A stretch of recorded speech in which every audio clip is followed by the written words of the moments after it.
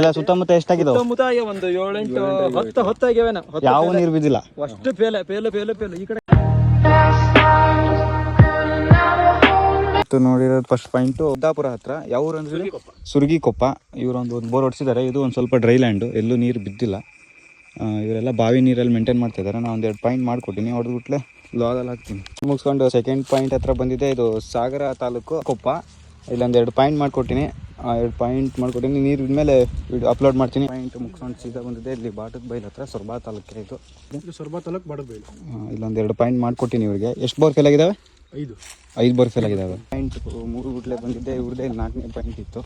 ಅವರು ಶ್ರೀನಾಥ್ಪುರದಲ್ಲಿ ಹೊಡಿಸಿದ್ರು. ಗುಟ್ಲೆ ನೀರು ಬಂತು, ಅದು ಅಪ್ಲೋಡ್ ಮಾಡಿದ್ದೀನಿ. ಇದೆಲ್ಲ ಸುತ್ತಮುತ್ತ ಎಷ್ಟಾಗಿದಾವೆ? ಸುತ್ತಮುತ್ತ ಒಂದು 7-8 10 ಆಗ್ಯಾವೇನ. ಯಾವ ನೀರು ಬಿದ್ದಿಲ್ಲ ಅಷ್ಟು ಪೇಲೆ ಪೇಲೆ ಪೇಲೆ ಪೇಲೆ. ಈ ಕಡೆ ಮೇಲ್ಗಡೆ ಅಷ್ಟು ಡ್ರೈ ಲ್ಯಾಂಡ್ ಇದೆ. ಅಷ್ಟು ಈ ಕಡೆ ಎಲ್ಲವ.